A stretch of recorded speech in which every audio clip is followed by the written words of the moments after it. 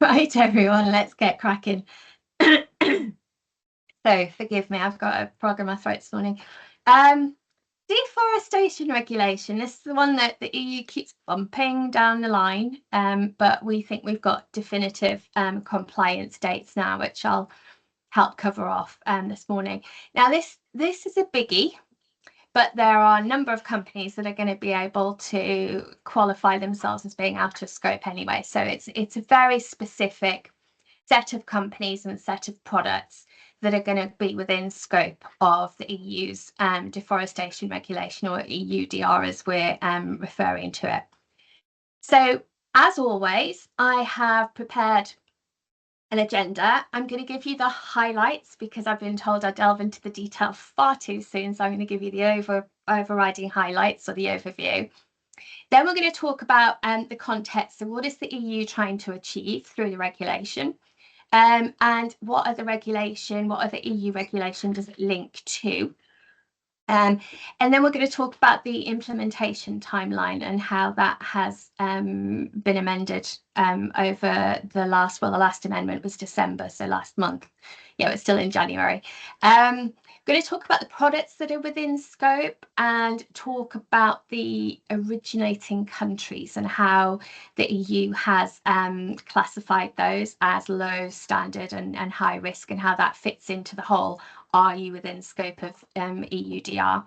And then we're going to do deep dive into the compliance, because it does impose some requirements on us depending on the role that we play in sourcing that product. So there is, as with a lot of EU and global regulation now, you must hear me talk about it all the time, the focus is on tracing back to source. And EUDR is probably the most stringent in terms of that tracing back to source, tracing back to the very plot of land that product originated from. And then we'll talk about some of the sticky parts of the regulation, some of the bits that I feel are probably going to be the most difficult, and the bits that the EU really needs to think about simplifying. And then we'll talk about the very practical elements. Those of you that are within scope of GPSR will be very familiar with doing a risk assessment now. There is a risk assessment requirement with EUDR as well. So we'll go through that. And as always, a bit like Blue Peter, here's one we did before. We've actually pulled together a sample risk assessment, which we can send out with the slides. As always, you'll get a link to the recording of today's webinar, a PDF copy of the slides, and we'll also send out, if I remember, I'll make a mental note to send out that sample risk assessment as well. And then we'll talk about, just to finish off, kind of like,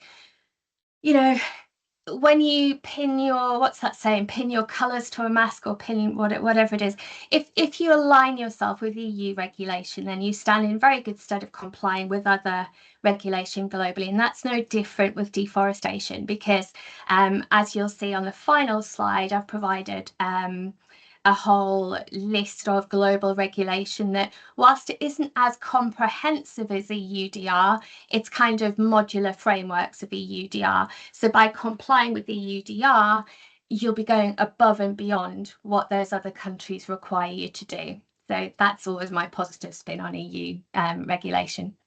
So let's dive in. So here's my overview, trying to keep it simple, and some of you might drop off the call during this slide thinking, oh, I'm out of scope, I don't need to worry about this, which I won't be offended. I'll be quite happy for you, actually. So the first thing is, what's the purpose of regulation? Well, I've given you the regulation reference here, 2023 1115, for those of you that are sad like me and want to locate it in Euralex and actually read it cover to cover. But the purpose is essentially to ensure that any product placed on the EU market or exported from the EU is 1, deforestation free, and 2, legally produced.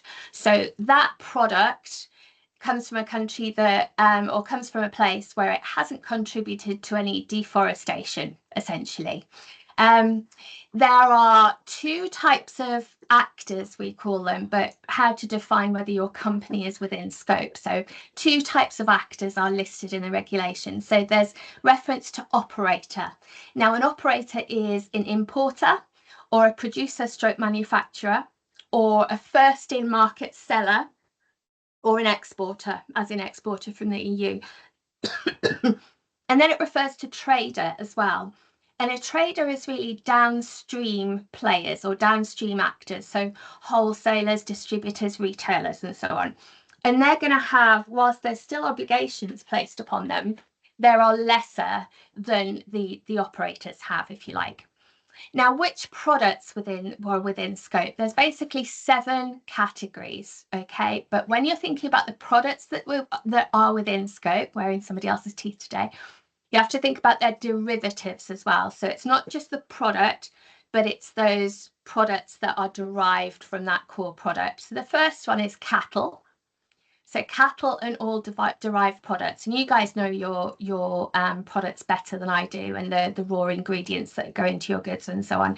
So we've listed some of these as kind of and actually the regulation lists the CN codes. For those of you not familiar with what CN codes mean, it's combined non-common lecture. I can't say it, but it's basically the 8-digit commodity code. That's what it means, okay, or tariff code, or HS code.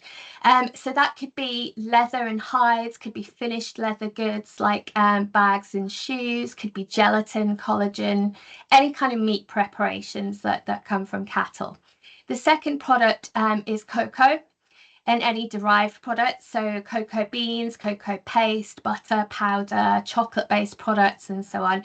I don't know, we were talking this morning, I don't know whether the kind of change that we're seeing in some chocolate products now, some chocolate products, or what would have been chocolate products, are referred to now as being chocolate flavored rather than chocolate products, as producers and manufacturers stop using cocoa. Now, I don't know whether that's anticipating, you know, a potential price increase in the commodity. I don't know, but I probably think, as being a chocoholic and a caffeineaholic here, that I'm going to see an increase in what I buy my coffee and my chocolate for as a result of something like this, because the cost of actually sourcing those goods is going to go up slightly, and it's going to be offset to the consumer, really.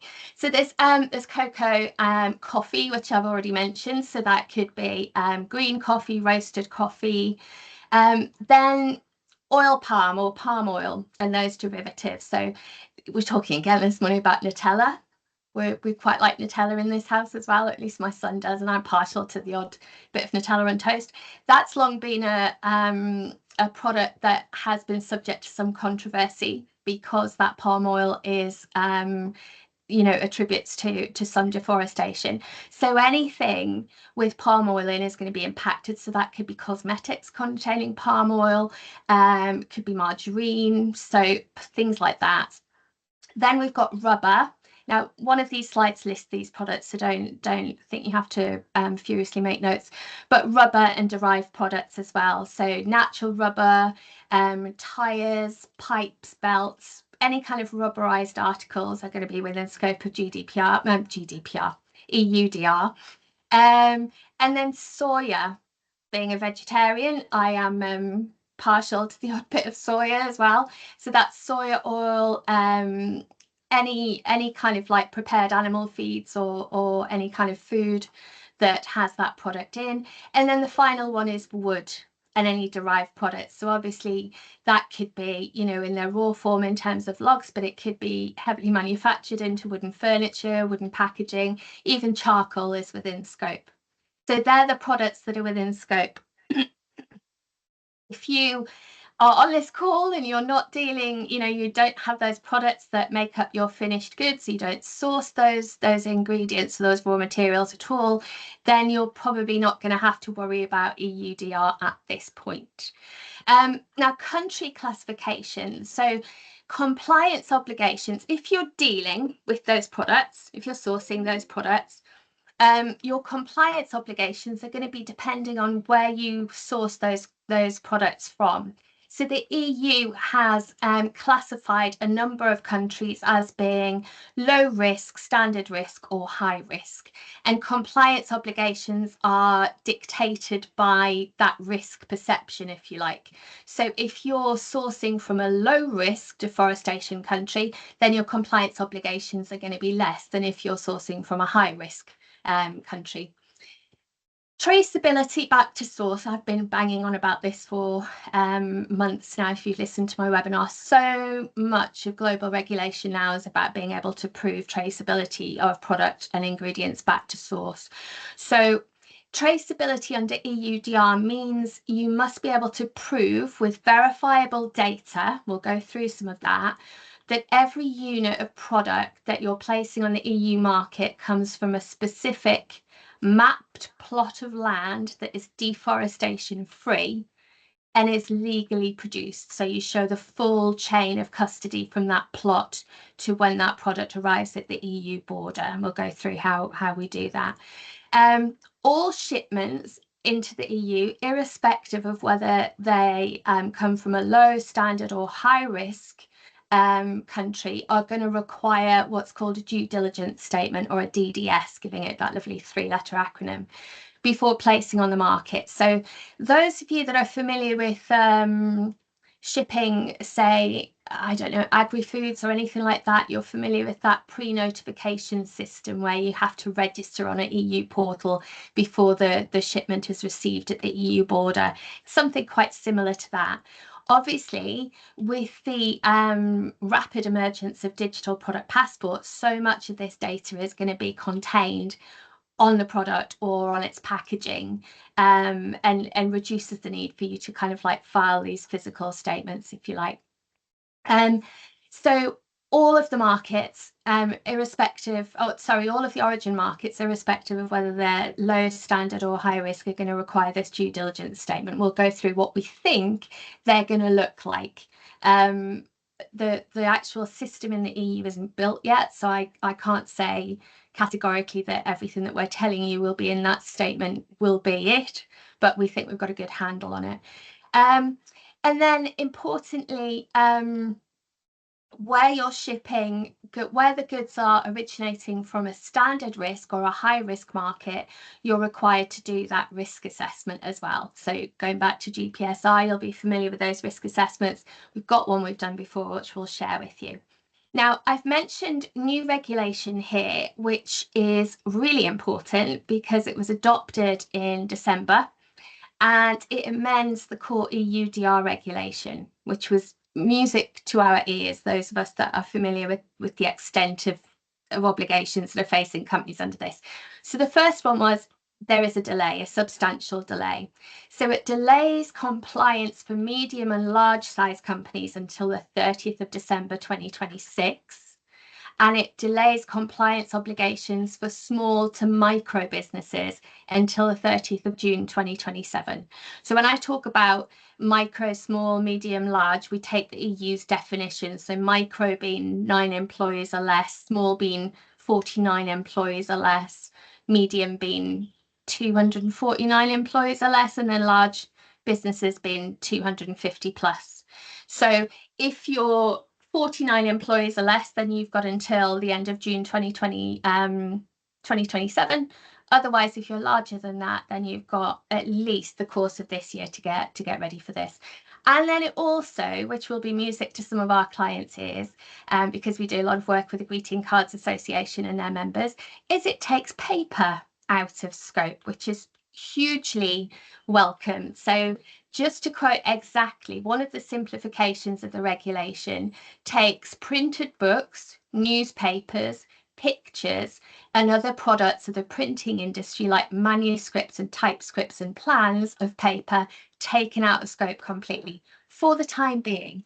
I always put that little caveat with the EU because we never quite know where it's going to go. And importantly, one of the delegated acts that's linked to this regulation allows them to increase the number of commodities or products that are within scope of EUDR. But for the moment, our colleagues and clients in the printing industry, you can wipe your brow and think I've escaped that one for the moment.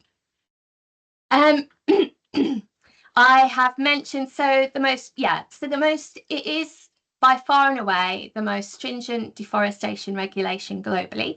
But one of the slides towards the end, I think it's the final one, I do list other acts and other regulation by global market that by complying with the EUDR, it will be a piece of cake for you to comply with their regulation. And at some point, there'll be some harmonization there as well. So it'll be easy to kind of self-certify.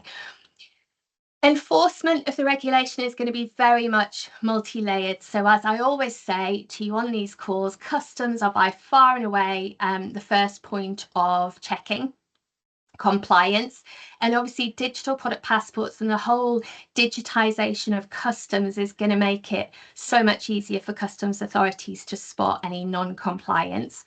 Then we've got the national competent authorities, which will essentially control compliance with this regulation.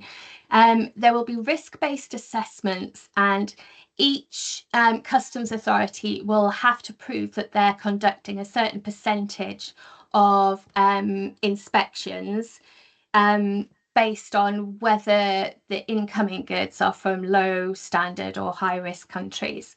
And then there's going to be satellite monitoring and geolocation verification. And obviously, with the emergence of big data and AI and so on, and the whole digitization of customs and regulatory compliance, it's making it more and more easier for EU customs authorities and customs authorities globally to spot any areas of non-compliance. So there's going to be continuous monitoring through the EU information system, of which we don't have a name for yet, but that system is where you'll file your due diligence statements for your shipments. So just, I don't want to go through this in too much detail, but essentially I've talked about the main reason that the EU has identified that its consumption of certain products accounts for about 10% of global deforestation. That's on research that they did, and they want to reduce that significantly. So they're trying to use EUDR to break that link by making sure that their consumption goes down, and any products that they do source are from areas that haven't been subject to deforestation. Now, in terms of linkages with other regulation, we see the usual suspects. So the European Green Deal. A new one that I haven't mentioned to you before is the EU Biodiversity Strategy for 2030, but I've talked to you before about the Fit for 55 climate package, and obviously the Paris Agreement has been mentioned on these calls before. And because deforestation is a major source of greenhouse gas emissions and biodiversity loss, EUDR is seen as kind of like a climate mitigation tool, and one that the EU is pushing quite hard. Now, it's also linked with protecting human rights in Indigenous communities. So, the regulation explicitly references land tenure conflicts or rights of Indigenous peoples, social impacts of land conversion, and so on. And the EU sees EUDR as a way to reduce those impacts, or provide market incentives that drive away from land grabs and rights violations, if you like. A level playing field for EU companies is always at the core of any regulation. The EU wants to close any opportunities for the import of goods that may flood the EU market and not pay the same kind of sustainability levies, if you like, that EU countries have to deal with. So this is regulation that applies to EU companies as much as third countries exporting to the EU. And then, of course, a big part of this is about increasing that supply chain transparency and traceability. So the impact assessment that the EU has done has identified a significant lack of reliable data on product origin, and as we see globally, a very fragmented set of certification schemes and so on. And significant due diligence discrepancies or practices. It's just not joined up, and it sees EUDR as a way of kind of consolidating all of that and providing one true source of products that are linked to deforestation. And of course, you know, the EU is trying to establish itself as a global leadership on sustainable trade. That whole net neutral continent by 2050 is very much at the heart of a lot of the regulation that they're doing in this field.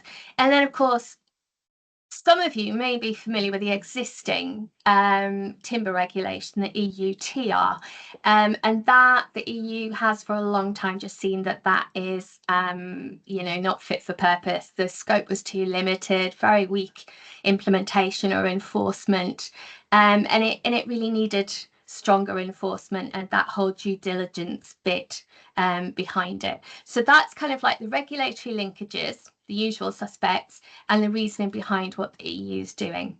Now, what I want to focus on this slide essentially is the implementation timeline changes up in the top right-hand corner, because that's really important, and the delegated acts at the bottom. So you've heard me talk about delegated acts before.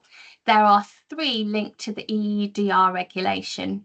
So that's geolocation requirements. The EU is very specific in terms of how we are to reference the locations where the products originate. And then the risk assessment criteria as well. So they will identify exactly what a risk assessment needs to look like to comply with the EUDR, but we've kind of like built ours in the interim. And then the 3rd delegated act is just maintaining their right to add additional products to that list of products that are within scope of GDPR. I don't know why I'm talking about GDPR today, EUDR. Other things, so other kind of like date stands. So, you know, the EU always has a full regulatory review 5 years after the regulation is, the core regulation is adopted. That date stands. And then obviously from that major review, that's where they may start to, we would anticipate perhaps adding more products to the list of commodities that are within scope, perhaps tightening the geolocation rules, expansion of social right requirements, and increased customs controls are going to be a lot easier with the digitization of customs. So that's kind of like the current implementation timeline. Product scope, we've kind of gone through this, so I'll just let you read this at your leisure, but we've listed the CN codes that we have currently for those derived products. But you've got the 7, yes, I'm just checking, there should be 7 main product categories there, and then you've got their derived products as well. Country classifications. So the EU has identified 3 categories, one being high risk, second being standard risk, and third being low risk. Now, I would be shocked if any of us on this call today were sourcing from Belarus or Russia, given the sanctions in place as a result of the Ukraine war. But Myanmar, actually, I think we've got sanctions in place with Myanmar now because of human rights violation. Oh, I'd have to check. But North Korea as well, I'd be very surprised if we're sourcing much from there, or Myanmar. But then we've got standard risk, and there's approximately 50 countries within there, and they include, I've said here, Indonesia, Malaysia, and Brazil. Brazil is one that's well known to be a focus of, you know, deforestation concerns. And then you've got low risk countries, which are the bulk of those countries. And that's all your EU member states, us here in the UK, the United States, Canada, China, Japan, and so on. There's 140. So for the bulk of those, for the bulk of the markets fall within those low risk markets. Now, low risk markets mean that your due diligence is simplified. For example, you won't need to do a risk assessment for product originating from a low risk market. But then if you're sourcing from the likes of Indonesia, Malaysia, Brazil, or so on, Thailand, etc., then you're going to have to do some full due diligence, which will mean in addition to submitting your due diligence statement, you'll also have to back that up with a risk assessment. But we've got you covered on that as well. And then obviously your high risk, I can't think that we have any clients at the moment that are sourcing from any of those 4 high risk markets, but you're here in this call to prove me wrong today. So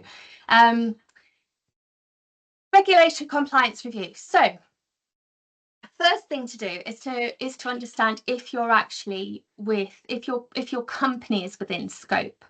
So as I mentioned before, an importer is an operator can be an importer, can be a producer or a manufacturer, can be a first in market seller, or can be an exporter from the EU. Now, there is an argument to say that an importer would be an EU importer.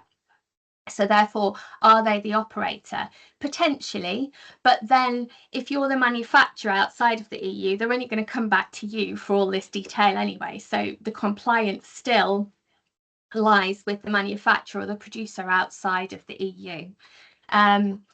The first in market sellers, so that's going to be kind of like our very definitely our, what do we call them, B2C or e-commerce companies, because you're technically the first to place that product on the market. There isn't kind of like an intermediary, like an importer or a distributor or a reseller or so on. So the first thing is to identify if your company is actually within scope. Are you actually an operator under EUDR? And then are your products within scope? So we've mentioned what the products are.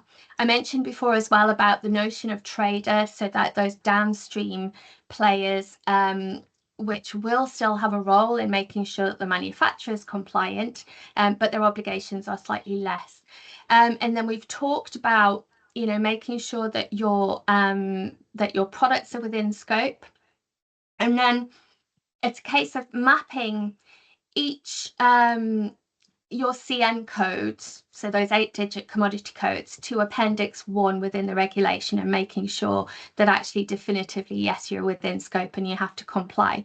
And then importantly, there's the reference of checking timing and size. So the timing, there is within the regulation a time date, I think it's 2020, that any deforestation that happened before 2020 kind of isn't within scope, but anything since 2020 is.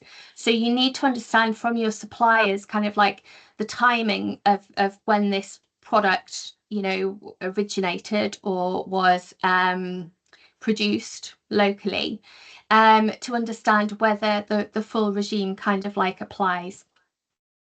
And then, so a huge amount of this is going to be about engaging with your suppliers and amending contracts. And I think when we're talking about that, you know, we want to, and we've already got our heads around it, about thinking about clauses that need to go into terms and conditions and contracts and so on. We can help you with some of that.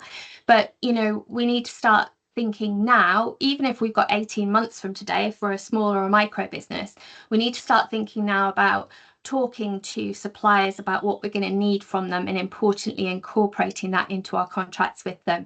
So, you know, ensuring that that the products are deforestation free, that they're legally obtained, that those suppliers can provide us with the geolocations of where those products originated, and essentially, if where they can't provide what you need, some kind of mechanism to kind of audit or some kind of verification process that you can go through to get that information, because otherwise you're not going to be compliant with the EUDR. In terms of risk mitigation, so as you do your risk assessment, so say you're sourcing from a standard country rather than a low risk country or a high risk country, you'll do your risk assessment, and that will come out with a kind of risk score. So, you know, the risk is negligible, or the risk is significant, or the risk is more than negligible. And that's where you have to perform further mitigation to make sure that you can place that product on the EU market. So, you know, you might source supplier improvement plans with deadlines, you know, so suppliers will say, well, we're making these changes to our sourcing, or so on, and this is the timeline by which it's going to be in place. In many respects, the risk assessment at the moment will be very subjective, and you'll have to convince yourself that the risk is negligible. I don't know whether with the delegated acts, whether we'll have a little bit more structure around that risk assessment. It would be easier if it did, and then you have clear criteria to which you're working. But what we're saying is, even when you're sourcing from a standard country or a high risk country, you can still supply that product into the EU if your risk mitigation is substantial. If you can demonstrate that you've done a risk assessment and you've done that extra risk mitigation, it doesn't mean to say that you can't sell into the EU. It means that that risk mitigation needs to be a lot tighter. When the system is ready in the EU for the due diligence statements, they will you'll have to register on that, and you'll have to submit a DDS for each kind of each time you're putting that product on the market.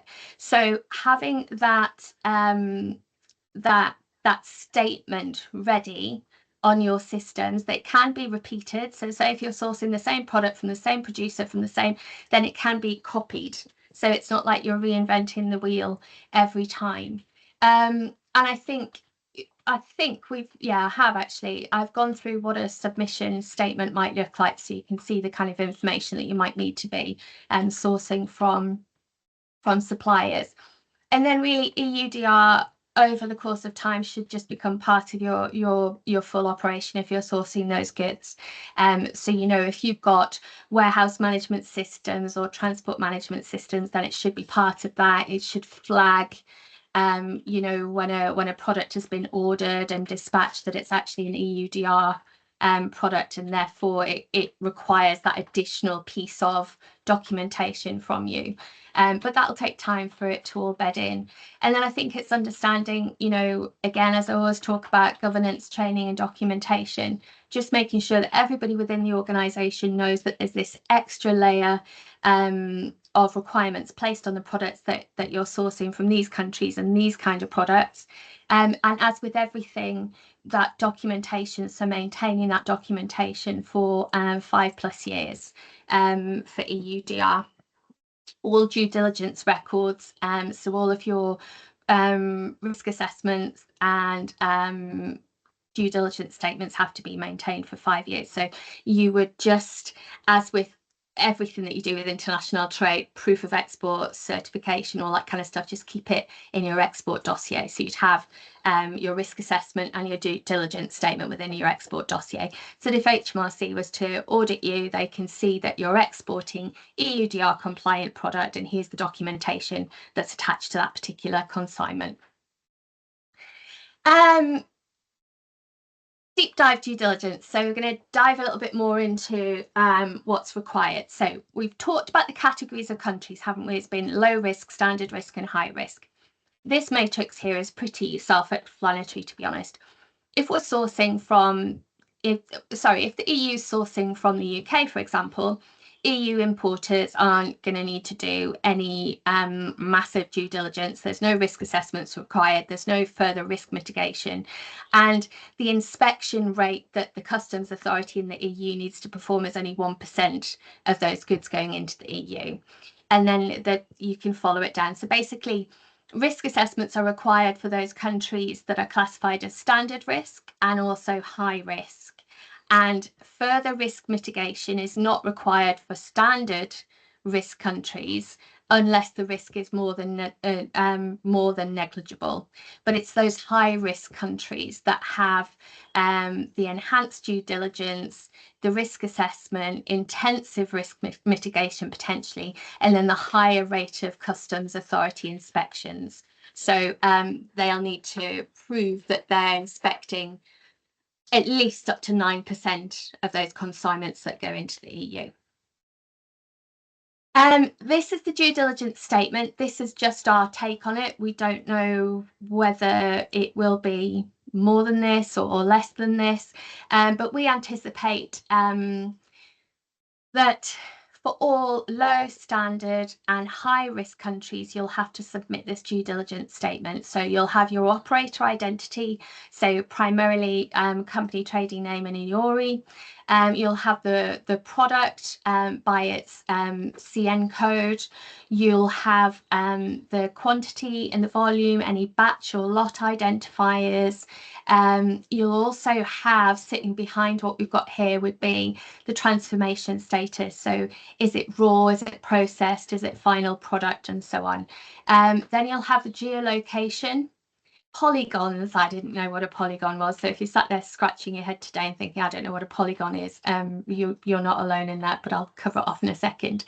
But you'll have the geolocation of where the product originated, the harvest period, the risk assessment. If you conducted a risk assessment, the outcome was negligible, so you haven't had to do further risk mitigation.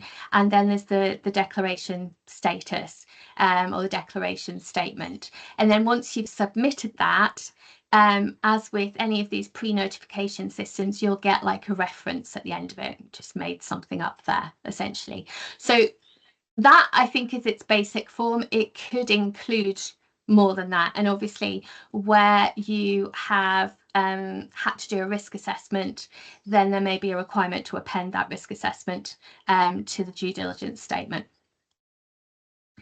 Geolocation requirements, oh my god, I think, and it might just be because my head doesn't work this way, you'd think it would, like loving regulation the way I do, but anything remotely kind of technical, I'm like, ugh.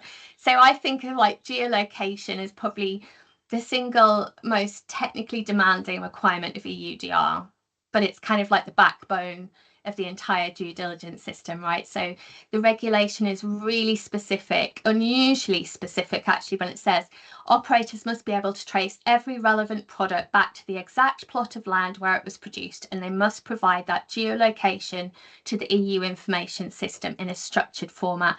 Essentially, unless we can provide that geolocation, that product will not be accepted into the EU. So what does geolocation mean under EUDR? Well, it's the coordinates of all plots of land where that commodity was produced, and they differentiate between a small plot and larger plots. So for a small plot, they class that as under 4 hectares. And when you're sourcing from a small plot, you just need to provide a single point coordinate, so latitude and longitude. Where the plot is larger, so greater than 4 hectares, then a polygon geolocation is mandatory. So I am informed that this is a series of latitude and longitude points forming a closed boundary. Anybody experienced or specialized in polygons, please feel free to put your hand up and you can expand on this when we go to Q&A. For cattle, you must be able to provide all the locations where the animal was kept for any period after the 31st of December 2020. And like I say, it's not optional. That geolocation data has to be on the due diligence statement, and you can't place product on the market without it. What counts as a plot? So it's a single area of land where the commodity was grown or raised. It must be spatially explicit, so not an administrative region. It has to correspond to the actual production area, so not a cooperative office, mill or warehouse or anything.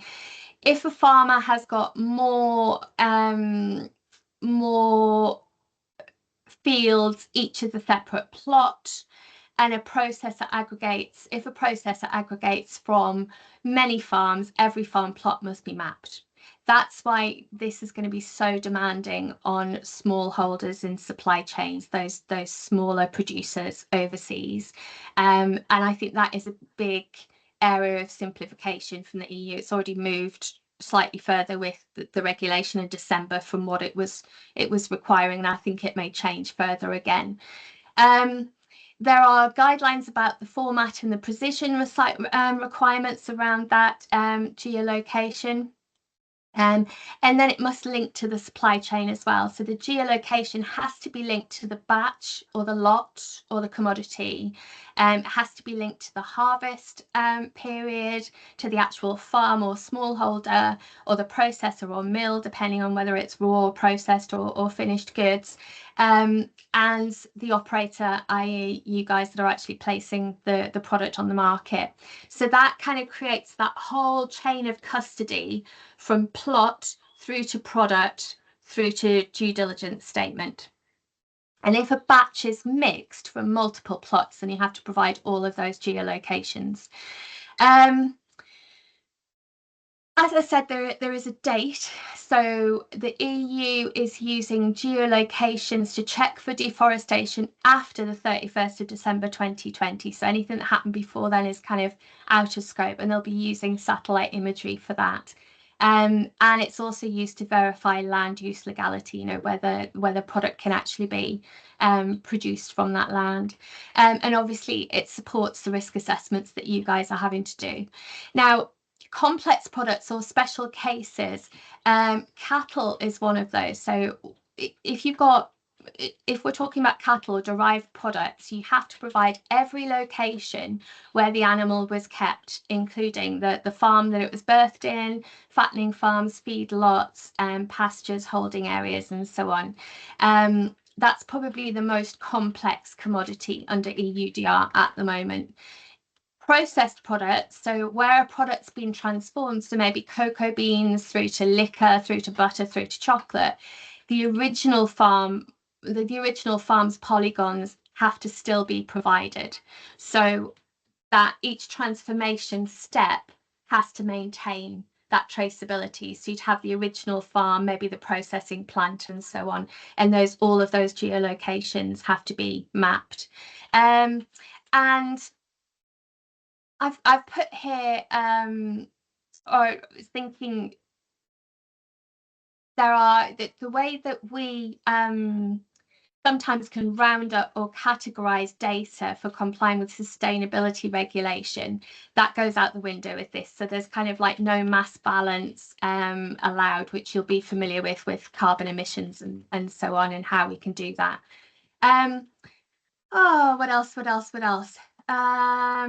Evidence and traceability. So under EUDR, like I mentioned before, traceability is about essentially being able to prove with that verifiable data that every unit, oh my goodness, 45 minutes, every unit of product placed on the market comes from a specific mapped plot of land that's deforestation free and legally able to produce that product, if you like. So you have to show that full chain of custody from plot through to the EU border.